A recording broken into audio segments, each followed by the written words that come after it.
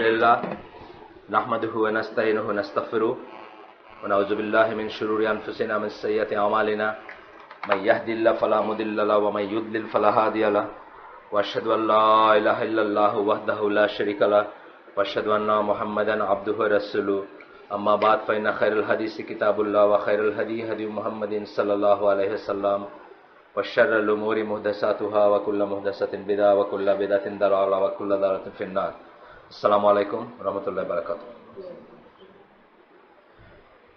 আমাদের যে প্রসঙ্গটা উঠছিল সেটা উঠছিল ওনার একটা প্রশ্ন থেকে যে জাপানিজদের হায়াত এখন অনেক বেশি, তা হায়াত তো একটা নিয়ামত, তো ওরা কাফের, ওদের এত নিয়াম। বললাম আপনি জাপান গেছেন নাকি, ওনার জিজ্ঞেস করলাম।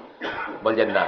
আর হায়াতটা যে কত বড় অভিশাপ, এটা জাপান গেলে আপনি 5 মিনিট থাকলে বুঝবেন যে ওইখানকার বুড়া মানুষের লাইফ কি মানবেতর জীবন, এবং একই পথ ধরে সিঙ্গাপুরের বুড়া মানুষের লাইফ কি মানবেতর জীবন। উনি যান সিঙ্গাপুরে জাহাজে, মানে 80 বছর 90 বছরে রিটায়ার করা মানুষগুলো আবার কাজে ফিরে আসতেছে, এবং সবচেয়ে লোলি কাজগুলো সবচেয়ে লো পেইড হিসাবে করতে বাধ্য হচ্ছে, বিকজ তাদের দেখার কেউ নাই।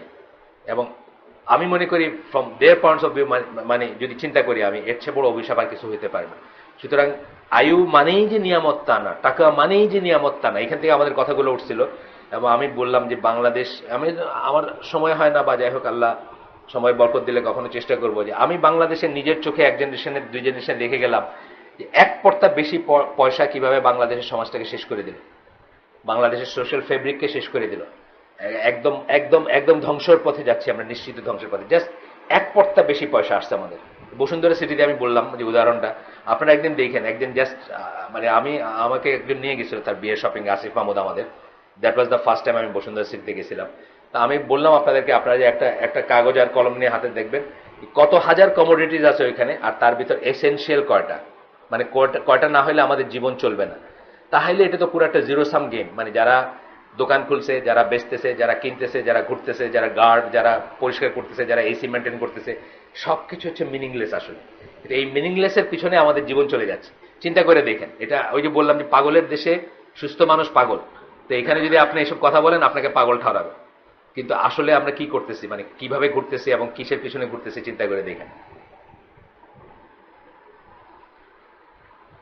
আমরা এই বইয়ের যে অংশে আছি আজকে, সেটা হচ্ছে being Harsh upon the people. Harsh মানে কঠিন হয়ে যাওয়া মানুষের উপরে, মানুষের জন্য জিনিসকে কঠিন করে দেওয়া, সেটা ফিক হোক বা সেটা জীবনযাত্রা হোক বা অন্য কিছু, অহেতুক কাঠিন্য যেটাকে আমরা বলতেছি। আমরা এক্সট্রিমিজম যখন পড়াইতে শুরু করছি তখনই বলছি যে ইসলামের পয়েন্ট অফ ভিউ থেকে ধরেন, এক শীতের দিনে শীতের রাতে আপনার ঘরে গরম পানির ব্যবস্থা আছে, তথাপি আপনি যদি ঠান্ডা পানি দিয়ে উজু করেন এবং মনে করেন যে এটা বেশি সওয়াবের, তাহলে এটা আপনার নিজের উপর হার্শ হইলেন। আর এটা যদি অন্যকে বাধ্য করেন, ওয়াইফকে, বাচ্চাকে, বউকে, মানে তাহলে তাদের উপর হার্শ হইলেন। একটা উদাহরণ দিই আমি আর কি, মানে সাধারণত এখানে ওনারা দিচ্ছেন আগে, তো আমরাও আগে পড়ছি। এখানে গতদিন আমরা শেষ করছিলাম তারাবির সালাদ দিয়ে, যে আল্লাহ রাসূল সাল্লাল্লাহু আলাইহি ওয়াসাল্লাম যখন কয়েকদিন তারাবি পড়লেন, তারপরে আরেকদিন ওই সময়টাতে মসজিদে মানুষজন বসেছিলেন, তার জন্য ওয়েট করতেছিলেন, তিনি আসলেন না। when the third or fourth night came, 3 নম্বর বা 4 নম্বর রাতে মানুষরা ওয়েট করতেছিল এবং উনি আসলেন না। তখন সকালে উনি বললেন যে আমি দেখছি তোমরা কি করছো, আমাকে বাইরে আসতে কিছু বাধা দেয় নাই, কিন্তু আমি এই জন্য আসি নাই যে তোমাদের উপর না জিনিসটা ফরজ, তোমরা ফরজ হিসাবে নিয়ে নাও বা ফরজ হয়ে যায়, সেই জন্য আমি বের হয়ে আসিনি। এখানে আমরা শেষ করছিলাম, তারপরে আমরা পরটুকুতে যাব। এরপরে আরেকটা ছিল, আপনারা জানেন ফেমাস ওই হাদিসটা যে if it were not to be a hardship upon my nation, আমার উম্মার উপর যদি এটা একটা শক্ত ব্যাপার না হয়ে যেত, কাঠিন্য না হইতো, কষ্টের না হইতো, তাইলে আমি তাদেরকে অর্ডার করতাম 5 ওয়াক্ত সালাতের সময়, 5 ওয়াক্ত সালাতের সময় মিসওয়াক ইউজ করতে। এটা আমরা জানি এই হাদিসটা। এখানে শেষ করছিলাম আমরা গতদিন। এরপরে উনি ইয়েমেনে যখন মুআদ বিন জাবাল এবং আবু মুসা আল আশারিকে পাঠান, তখন তাদেরকে বলছিলেন যে ওইখানের মানুষজনের উপর তোমরা কঠিন হয়ে না, তাদের জন্য সম্ভাব্য যতটুকু সম্ভব সহজ করে দিয়ে সবকিছু, বা সহজভাবে তাদেরকে বলল ব্যাপারগুলা, যাতে যদি কঠিন করে দাও তাহলে মানুষ তোমাদের থেকে পালায় যাবে। আচ্ছা, এরপরে হচ্ছে যে একজন মানুষ, এটাও আমরা গতদিন একটু বলছি, যে তার নিজের জন্য একটা কঠিন লাইন নিতে পারে, কিন্তু সে সেটা অন্যের উপর ইম্পোজ করবে না।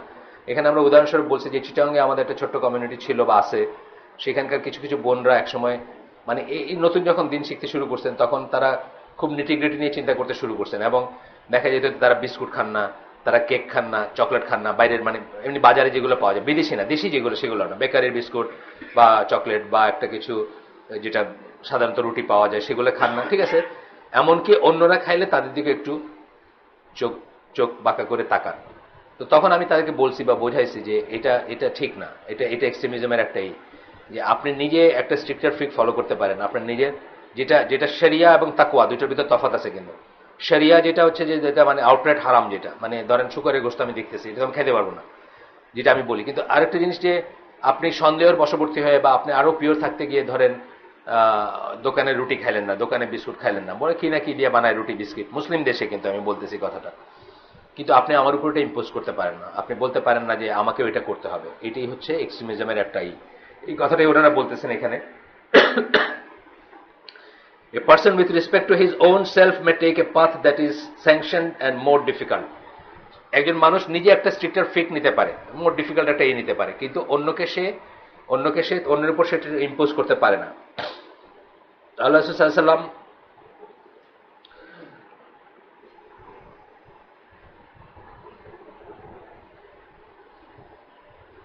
যখন নিজে একা নামাজ পড়তেন তখন বিশাল সূরা দিয়ে নামাজ পড়তেন, বিশাল সূরা দিয়ে বা বিশাল মানে কিরাত যেটা আর কি অনেক বড় দিয়ে পড়তেন।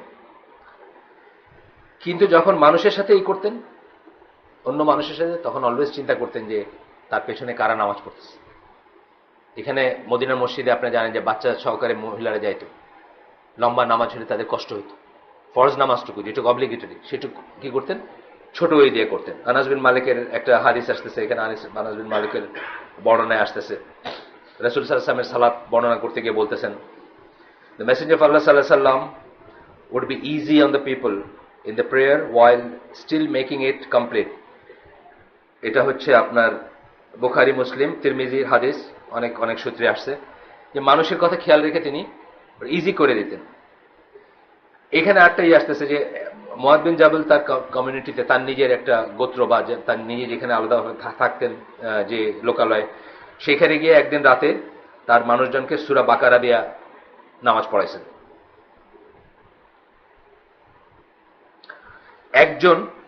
তার একজন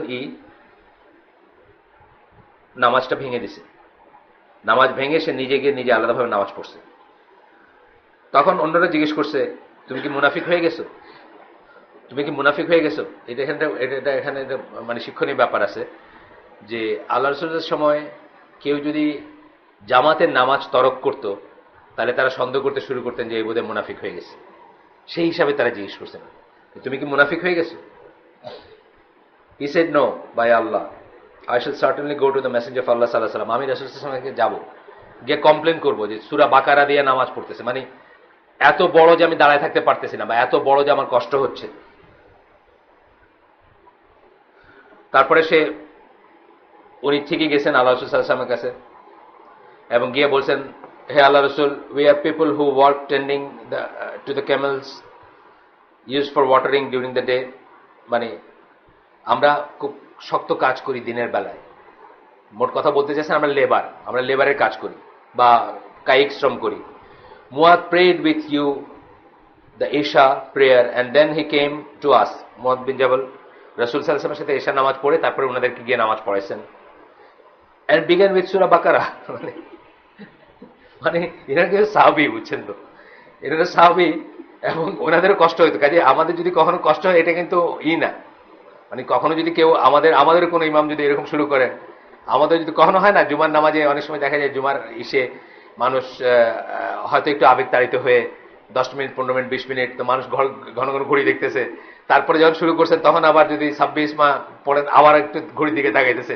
এটা কিন্তু মানে মানে না কোনো, মানে অ্যাজ লং এজ এটা লিমিটের ভিতর আছে ঠিক আছে, সমস্যা নেই। মানে সাহাবীদের এটা হইতো বা ওই যুগে সেটা হইতো।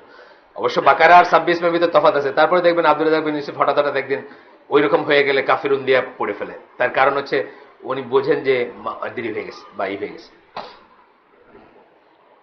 আল্লাহ রাসূল সাল্লাল্লাহু আলাইহি ওয়াসাল্লাম তখন মুয়াদ বিন জাবালকে বললেন, ও Muadh, are you the one who puts people to trial? তুমি কি মানুষকে পরীক্ষায় ফেলতেছো, ফিতনায় ফেলতেছো, পরীক্ষায় ফেলতেছো, মানে কষ্টে ফেলতেছো? Research such and such, research such and such, বলে দিলেন যে ছোট ছোট সূরা পড়ো, বলে দিলেন যে এই সূরা পড়ো, এই সূরা পড়ো। তো এই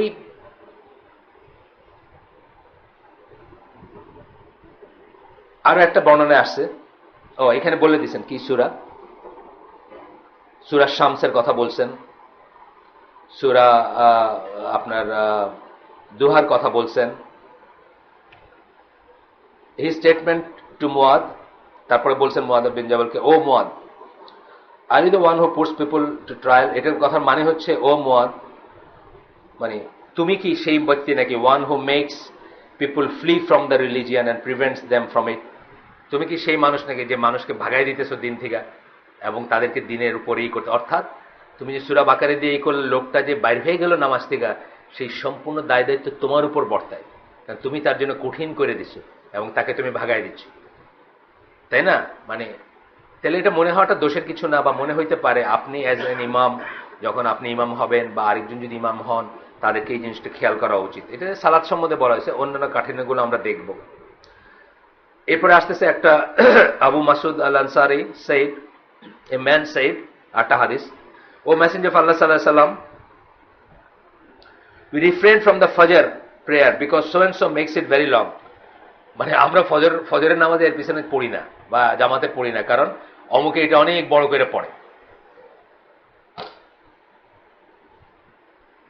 আল্লাহ রাসূল সাল্লাল্লাহু আলাইহি ওয়াসাল্লাম খুব আপসেট হয়ে গেলেন, খুব খুব বিরক্ত হইলেন এবং তারপরে বললেন, ও পিপল, হে লোক সকল, there are among you some who drive others away, তোমাদের ভিতরে এমন কিছু মানুষ আছে যারা অন্যদের ভাগায় দেয়।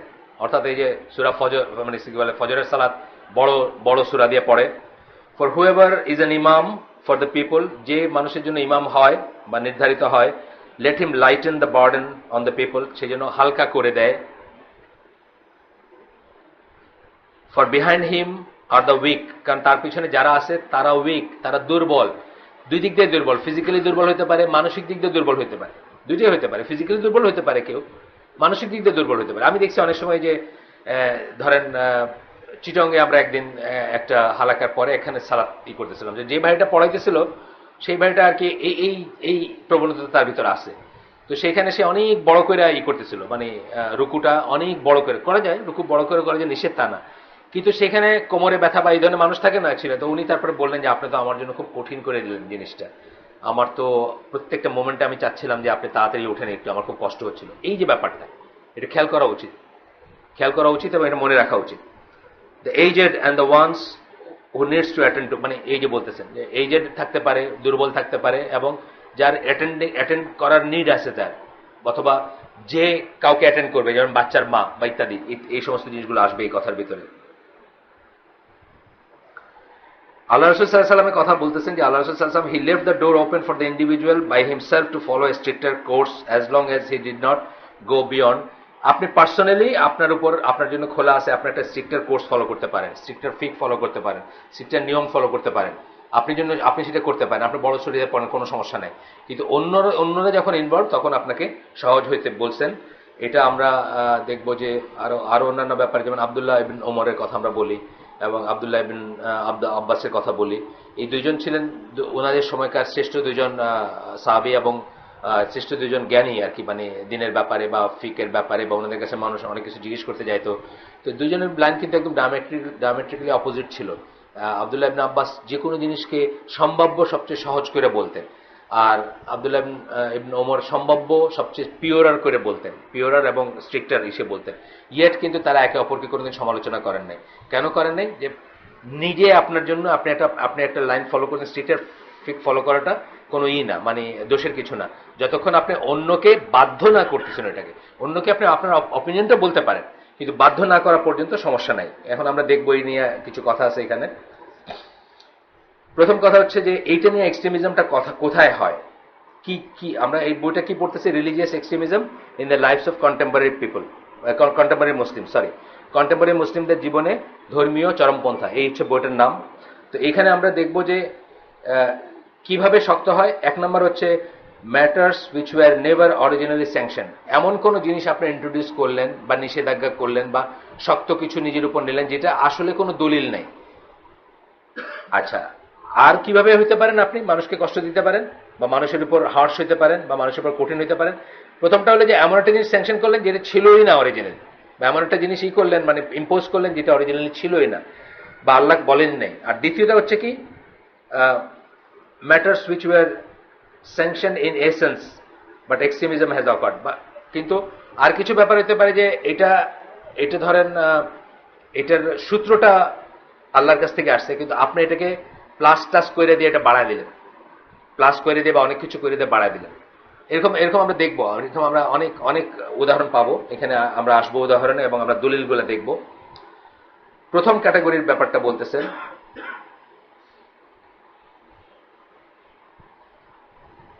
সূরা মায়েদার 3 নম্বর আয়াত আপনারা সবাই জানেন।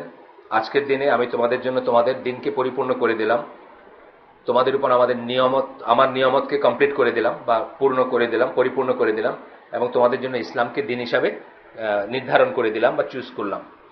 এই আয়াতটা সূরা মায়েদার 3 নম্বর আয়াত আমরা সবাই জানি। এটা একটা দলিল যে এই দিনের পরে, এই আয়াতের পরে দুইটা ব্যাপার, অনেক কিছু দলিল। তার ভিতরে আমি প্রথম একটা ব্যাপার হচ্ছে যে পৃথিবীতে মাত্র দুইটা দিন, দিন আল ইসলাম, দিন আল কুফর, এর বাইরে কোনো দিন নাই। এরপরে আর সব দিন কি হলো, অ্যাব্রোগেটেড হয়ে গেল, নালিফাইড হয়ে গেল, আর কোনো দিন থাকলো না। একটাই দিন, দিন ইসলাম। আর নাহলে হয় আপনি মুসলিম, না আপনি কাফের, মাঝামাঝি কিছু নেই, গ্রে এরিয়া নাই, ব্ল্যাক অ্যান্ড হোয়াইট এই দিনের পরে। আচ্ছা, আরেকটা কি আসলো এখান থেকে, যে আপনার আর আমার জন্য আল্লাহ পারফেক্ট যখন বলে দিচ্ছেন, পারফেক্ট করে দিলেন, তারপরে আর পারফেকশনের কোনো সুযোগ নেই। আর পারফেকশন করার চেষ্টা করা মানেই বেয়াদবি। তাহলে আরো সুন্দর করে নামাজ পড়া, আরো সুন্দর করে কিছু করা, আরো বেশি করে রাসূল সাল্লাল্লাহু আলাইহি ওয়াসাল্লামকে প্রেস করতে গিয়ে মিলাদ পড়া, বাবা মার আরো একটু মঙ্গল কামনা করতে গিয়া 4 দিন 40 করা। আমাকে একদিন মুরব্বী বলতেছেন, আমার চেয়ে 20 বছরের বড় উনি, এই জন্য মুরব্বী। ওনার ছেলে আমার চেয়ে 15 বছরের ছোট, আর উনি আমার চেয়ে 20 বছরের বড়। তাদের বাসায় আমার কোনো একটা কারণে গেছিলাম। উনি বলছেন আমি আপনার সাথে দ্বিমত করি। আমার কিসে? বলে এই যে জন্মদিন যেটা বললেন, আমার ছেলের জন্ম হয়েছে এটা মনে কইরা আমি যদি একটু খুশি করি, একটু ফুর্তি করি, একটু খাওয়াই, বাসায় যদি একটু ভালো খাওয়ারই করি, আমাকে না করবে কে? আমি আমার ছেলের আনন্দে, মানে আমার ছেলেকে আল্লাহ দিচ্ছেন এই আনন্দেই করতেছে। আমি বললাম আপনি তো কোন জন্মদিনটা পালন করবেন? আপনি বললেন কোন জন্মদিন মানে? আমি বললাম যে ইংলিশ, বাংলা নাকি আরবিক, মানে সবকটা তো আলাদা হবে, আপনি আপনি কোনটা করবেন? তো উনি একেবারে তেলে বেগুনে জ্বলে উঠছেন আমার। তারপরে বললেন যে রাসূল সাল্লাল্লাহু আলাইহি ওয়াসাল্লামকে আল্লাহ আমাদের ভিতর পাঠাইছেন, এইটার জন্য যদি আমরা আল্লাহর কাছে শুকরিয়া করি, মানে এত বড় একটা ঘটনা ঘটছে, কে আমাকে না করবে? আমি বললাম যে রাসূল সাল্লাল্লাহু আলাইহি ওয়াসাল্লামকে কবে পাঠাইছেন আপনি জানেন নাকি? আমি তো জানি না। হ্যাঁ, 12 রবিউল আউয়াল। আমি বললাম না, 12 রবিউল আউয়াল তো আপনি মানে লিস্ট প্রবেবল জন্মদিন হচ্ছে 12 রবিউল আউয়াল। মৃত্যু দিবস ওইটা ঠিক আছে, সবাই জানি আমরা, কিন্তু জন্মদিবস এটা তো লিস্ট প্রবেবল বলা হয় এটাকে। তো যাই হোক, মানে মানে আইডিয়াটা দেখেন, উনি কিন্তু জাস্ট আমার 20 বছরের বড় মানিকে, উনি অনেক জ্ঞানী মানুষ, অনেক অনেক এক্সপিরিয়েন্স, কিন্তু ঢাকা ইউনিভার্সিটিতে পড়ছেন, রাবেন্দ্রিক জেনারেশনের মানুষ। আমারে বলেন আমার মাথা নত করে দাও হে, দেখছেন না কিভাবে আল্লাহরে বলতেছে, মানে শুনলেই ভিতরটা কত গইলে যায়। আমি বললাম আমারও বলতো, কিন্তু গলাটা ভুল। আমি বললাম আমারও মনে হতো এরকম যে রবীন্দ্রনাথ আল্লাহরে যেভাবে বুঝছে দুনিয়ার মধ্যে কেউ বোঝে নাই, মানে নবী পয়গম্বর হলে তো ওরই হওয়ার কথা ছিল, নজবিল্লাহ। আমার এরকম এক সময় মনে হইতো, কিন্তু আমি যেটা পরবর্তীতে বুঝছি যে রবীন্দ্রনাথ বাইরের মূর্তি ভাঙা দিয়ে নিজেরই মূর্তি বানায় ফেলছে। বাইরের মূর্তি বলতে রবীন্দ্রনাথ মূর্তি পূজা করতো না, সে সো কল্ড একেশ্বরবাদী ব্রাহ্ম সমাজের ছিল, কিন্তু মূর্তি বাইরেরটা ভাঙা দিয়ে নিজেরই মূর্তি বানাই দিচ্ছে, অর্থাৎ নিজের ভিতরে সীমার মাঝে অসীম তুমি বাজাও আপন সুর, আমি গড আর কি, আনাল হক, সোজা কথা। ইন অ্যানাদার ফর্ম রবীন্দ্রনাথ কি বলছে? আনাল হক বলে গেছে, আমি গড, সীমার মাঝে অসীম তুমি বাজাও আপন সুর, আমার ভিতরে তো তুমি সুর বাজাইতেছো, আমি গড, এটাই বলে গেছে। সর্বেশ্বরবাদ যেটাকে বলি, ওয়াহদাতুল ওয়াজুদ যেটাকে বলি আমরা, যেটা আমাদের দেশের দেওবন্দীদের অথবা তবলিগীদের মানহাজ বা আকীদা। সো এই জিনিসগুলো আমাদের জন্য আসলে কষ্ট হয়। আসেন আমরা দেখি, যোগ বিয়োগ গুণ ভাগ করা যাবে না, মিলাদুন নবী করা যাবে না, 40 করা যাবে না, 4 দিন করা যাবে না, আর পারফেক্ট করা যাবে না। আর পারফেক্ট করা মানে বিশাল বেয়াদবি।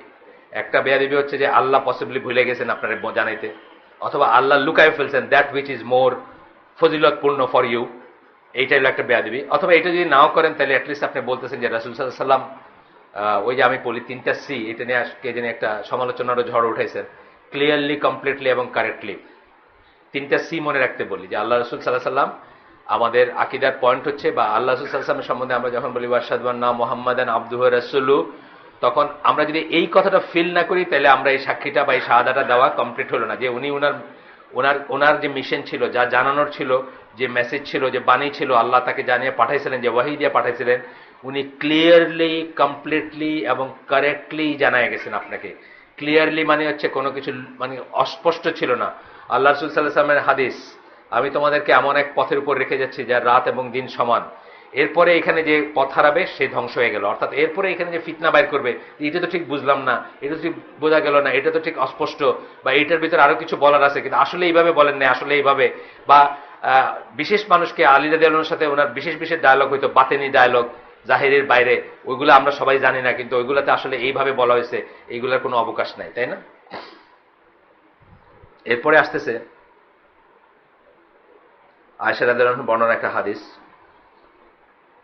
whoever introduces anything into the matter and into this matter of ours that is not from it shall have it rejected.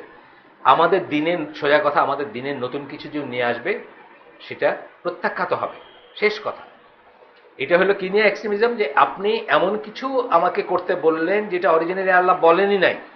এক্সট্রিমিজমের দুটাই বললাম না আমরা, একটা হচ্ছে বলেনই নাই এরকম কিছু করতে বলেন, আর একটা হচ্ছে যে এই জন্য বহু জিনিস আছে, বহু জিনিস আছে, মানে আপনি খুঁজে বের করতে বহু জিনিস আছে এই জন্য যেটা করতে বলেন নাই। যেমন ধরেন ওই আমার এক মারা গেল বললাম, কালকের হালাকায় বলছি, এই ইলেকশনের দিন মারা গেছে আর কি, এই যে কবে রবিবারে ইলেকশন সংশ্লিষ্ট ব্যাপারে হার্ট ফেল করে মারা গেছে। এখন ওরা অনেক অনেক অনেক মানে আগানো, অনেক দিনের জ্ঞান আছে, তারপরে ওদের নিউ মার্কেটে এখানে দোকান আছে, নিউ সুপার মার্কেটে, দুই ভাই তারা। তারপরে শুনলাম যে নিউ মার্কেটের ইমাম সাহেব, ওরা কিছু 4 দিন করবে না, 40 করবে না, কবর দিয়ে দিচ্ছে, যেদিন মারা গেছে সেদিন রাতে 10:30 আমরা জানাজা পাই নাই। মানে মাশাআল্লাহ অনেক কিছু তাদের কারে, সূরা ফাতিহা পড়ছে জানাজাতে, ইত্যাদি ইত্যাদি, মানে অভাবনীয় বলতে পারেন। তারপরে শুনলাম যে নিউ মার্কেটের এখানকার নিউ মার্কেট মসজিদের ইমামের সাথে তাদের খুব খাতির, উনি একটা ফর্মুলা দিয়ে দিয়েছেন, মানে একটা দোয়া, সারা ফ্যামিলি মিলে সবাই মিলে পড়তে বলছেন। তো পোলা পানে দেখি একটু পর পয়সা পেন্সিল দিয়ে লিখতেছে আর কি, বুঝছেন না, কয়বার হয়েছে কয়বার হয়েছে কয়বার হয়েছে। এই যে জিনিসটা যেমন একটা উদাহরণ, যে এমন কিছু করা যেটা আল্লাহ রাসূল সাল্লাল্লাহু আলাইহি ওয়াসাল্লাম বলেন নাই, আল্লাহ বলেন নাই, অথচ আমরা নিজেদের উপর নিয়ে আমরা কঠিন করে দিচ্ছি। তারা ওই ওই ওই অবস্থাতেই আর কি, মানে এগুলার স্ক্রুপুলাসলি মেনটেন করতেছে এবং এগুলা করতেছে, পালন করে যাচ্ছে। সূরা শুরার 21 নম্বর আয়াত, আল্লাহ বলতেছেন, what have they partners who have established for them some religion without the permission of Allah? তারা কি আমার সাথে শরীক করলো, বা আমার শরীক করে এমন কোন দিন প্রতিষ্ঠা করলো যেটা আল্লাহ স্যাংশন করেন নাই, আল্লাহ বলেন নাই? এই যে ব্যাপারটা, মানে এই ব্যাপারের আওতায় ধরেন আমাদের জীবনের বহু বহু জিনিস চলে আসবে, যেটা বাইরের স্কলাররা বলেন যে 7th সেঞ্চুরি আরবিয়া থেকে যদি আব্দুল্লাহ ইবনে মাসউদ বা আব্দুল্লাহ আব্বাসের মতো মানুষদের এনে দেখানো হইতো, ওনারা হয়তো জিজ্ঞেস করতেন যে এরা কোন দিনের অনুসারী। মানে আমাদের রিচুয়ালস গুলা, যা কিছুকে আমরা দিন মনে করে আমাদের সময় কাটাচ্ছি, যা কিছুকে আমরা দিন মনে করে আমাদের টাকা পয়সা বলেন, আমাদের মানে আমাদের ইগুলা এফোর্ট গুলা যাচ্ছে, এইভাবে আরো দলিল আসছে। এখানে একটা আয়াত আমরা পড়ি, একটু বড়, কিন্তু এই আয়াতটা রিলেভেন্ট, বা এটার অনেক সময় হচ্ছে নাকি, কটা হচ্ছে? হ্যাঁ, 24। আমরা আজকে ইনশাল্লাহ 40-এ পজিটিভলি বাই 40 শেষ করে দেব। আজকে আপনারা জানেন যে নবীনগর মসজিদে একটা আয়োজন আছে, ওই যে কিছু সৌদি আরব থেকে আসা, কিছু সৌদি আরব বা কুয়েত, ওইসব জায়গা থেকে আসা কিছু দায়ীরা আছেন যারা যাবেন ওখানে, যারা পরিচিত হতে চান তাদের ভাইদের সাথে, এবং সেই হিসেবে একটা জুমার পরে হয়তো একটু এন্টারটেনমেন্ট বা গেট টুগেদার একটা ব্যবস্থা আছে। আপনি যাদের সময় আছে যেতে পারেন ইনশাল্লাহ। আমাদের এখান থেকে একটা ট্রান্সপোর্ট যাবে, যেটা যায় সবসময়, একটা টেম্পো যায়। আর এছাড়া আমার গাড়ি আছে। শামীম হাসান গাড়ি আনছেন নাকি? আজকে আনেন না? আপনার গাড়ি আছে না?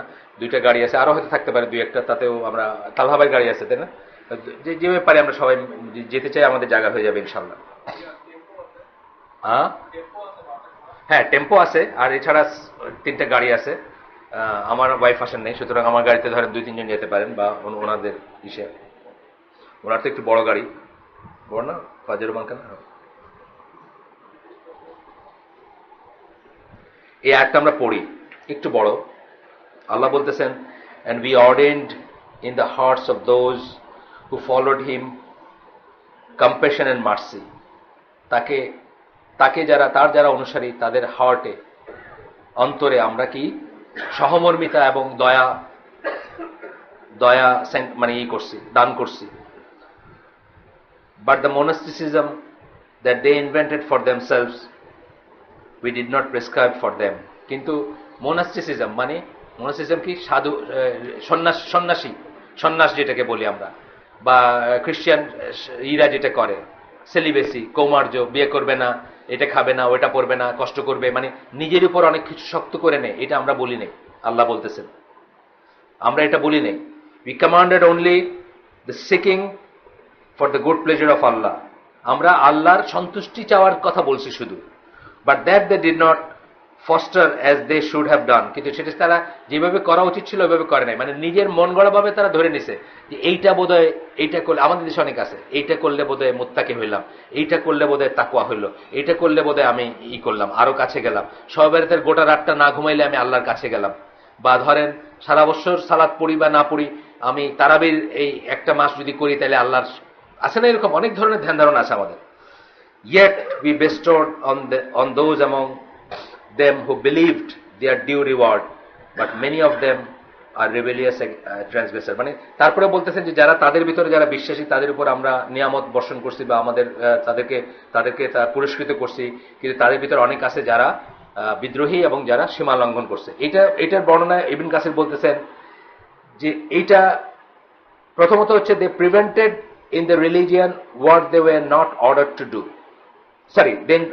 মাফ করবেন, they invented in the religion what they were not ordered to do. এটা তাফসীর করতে গিয়ে বলতেছে যে তারা দিনের ভিতরে এমন জিনিস আবিষ্কার করছে যেটা তাদেরকে বলা হয় না করতে। যেমন কৌমার্য, বিয়ে না করে থাকা, বা জঙ্গলে চলে যাওয়া, বা এই কি বলে মঠে থাকা, আছে না কিছু ব্যাপার, অনেক রকমের ব্যাপার আছে, সাধু সন্ন্যাসী যারা হয়, বা এটা আল্লাহ বলেন না, এটা তারা ইনভেন্ট করছে। Secondly, they failed to abide by what they claimed was a way of getting closer to Allah. Second কথাটা কি? আল্লাহর ক্লোজার হওয়ার জন্য যা করার দরকার ছিল সেটা করতে তারা ফেল করছে। আল্লাহর ক্লোজার হওয়া মানে কি বেশি সময় ক্ষেপণ করা, বেশি পয়সা ক্ষেপণ করা, বেশি বার দরুদ পড়া, বেশি বার কিছু জপা, তা না। কিন্তু 1,25,000 বার দোয়া ইউনুস পড়লে আপনার এটা হবে, অনেক বড় একটা জিনিস, অনেক বড় একটা সংখ্যা, অনেক বড় একটা সময়। আল্লাহ ক্লোজার হবেন আপনি না, আল্লাহ থেকে দূরে সরে যাবেন। কেন? কারণ আল্লাহ এটা করতে বলেন না। সুতরাং এটা বিদাত, এবং কুল্লা বিদাতিন দালালা ওয়া কুল্লা দালালাতিন ফিন্নার। আপনি করলেন অনেক সময় ক্ষেপণ করলেন, শ্রম ক্ষেপণ করলেন, কিন্তু আপনি আল্লাহর থেকে দূরে সরে গেলেন। কেন? আল্লাহর প্লেজার কিসে ছিল সেটা জানার চেষ্টা করে সেটা করার নাম হচ্ছে ইবাদত। সেটা জানার চেষ্টা না করে নিজের মন গড়া জিনিস দিয়ে আপনি ভাবলেন যে এটা করলে আমরা আল্লাহর ক্লোজার হব, আপনি কোনোদিন আল্লাহর ক্লোজার হইতে পারলেন না। এই কথাটা বলতেছেন ইবনে কাসির তার এসে এটা। এরপরে আরেকটা আয়াত আসতেছে সূরা বাকারার 286 নম্বর আয়াত। আপনারা সবাই জানেন এই আয়াতটা শেষ অংশটা, লা ইকাল্লিফুল্লাহু নাফসান ইল্লা উসআহা, মানে অন্য সোল, মানে কোন আত্মা, কোন প্রাণ, কোন নফসের উপরে আল্লাহ কি করেন? No soul does Allah place a burden greater than it can bear. সে বহন করতে পারে তার বেশি বোঝা দেন না। এটা কিন্তু এখান থেকে একটা ফিকার প্রিন্সিপাল আসে, ইম্পসিবল ক্যানট বি ডিমান্ডেড। অনেকবার বলছি আপনাদের, কোনো মানুষের জন্য কোনো একটা ব্যাপার যদি ইম্পসিবল হয় এটা ডিমান্ড করা যায় না। যেমন আমি অজ্ঞান অবস্থায় আমি কিছুতেই নামাজ পড়তে পারবো না, আমি অজ্ঞান। সুতরাং আমি ওঠার পরে আপনি আমাকে তিরস্কার করবেন না, আমার যখন জ্ঞান আসলো আপনি তিরস্কার করবেন না যে হ্যাঁ নামাজ কাজা করলা তুমি। Impossible cannot be demanded. এরকম আরো ইম্পসিবিলিটি আছে, শুধু এটা না। আমি একটা যে উদাহরণ দিলাম, এই ধরনের অনেক আছে, অনেক ইম্পসিবিলিটি আছে। রোজা ধরেন, আপনার শরীর কেটে রক্ত বের হয়ে যাচ্ছে, আপনার ডিহাইড্রেশন, আপনি মারা যাবেন। এই অবস্থায় কি রোজা ভাঙতে হবে আপনাকে? আমি ডিমান্ড করতে পারি না যে হ্যাঁ তুমি রোজা ভাঙলা কেন। Impossible cannot be demand. এটা ফিকার একটা প্রিন্সিপাল। মানে ফিকের একটা সূত্র।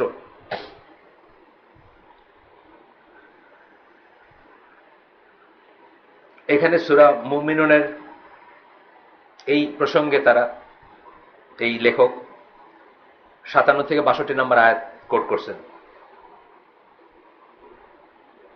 আল্লাহ বলতেছেন, verily those who live in awe for fear of the Lord, যারা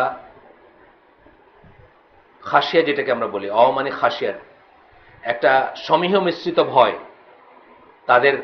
তাদের লর্ড মানে আল্লাহর ব্যাপারে যারা নিয়ে জীবন ধারণ করে, those who believe in the signs of their Lord, যারা আল্লাহর আয়াতসমূহে বিশ্বাস করে, সায়েন্স মানে আয়াত এখানে, those who join not in worship partners with their Lord, ইবাদতে যারা তাদের প্রভুর সাথে তাদের প্রতিপালকের সাথে কোনো শরিক করে না, and those who dispense their charity with their hearts full of fear because they will return to their Lord, যারা তাদের যাকাত বা সাদাকা দেয় আল্লাহর ভয়ে, কারণ তারা আল্লাহর কাছে ফিরে যাবে সেই জন্য। It is these who hasten in every good work, এরাই হচ্ছে তারা যারা যে কোনো ভালো কাজের জন্য ছুটে যায়। And these who are foremost in them, এবং তারা হচ্ছে তাদের ভিতরে অগ্রগামী সামনের সারির। এরপরে আল্লাহ বলতেছেন, on no soul do we place a burden greater than it can bear, এখানেও আল্লাহ আবার বলতেছেন।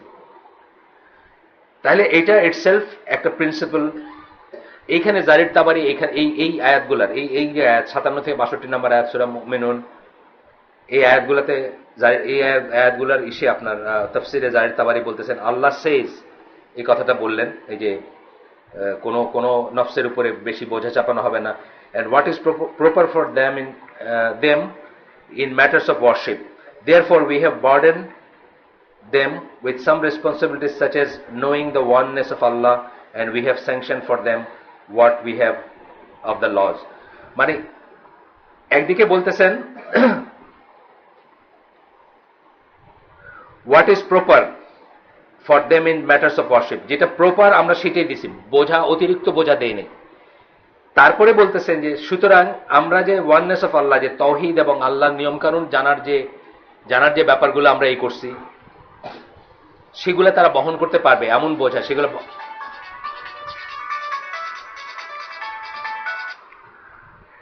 এমন বোঝা যেগুলো তারা বহন করতে পারবে, এমন বোঝা না যেগুলো তারা বহন করতে পারবে না, সেরকম কোনো বোঝা আমরা তাদের উপর দেই নাই।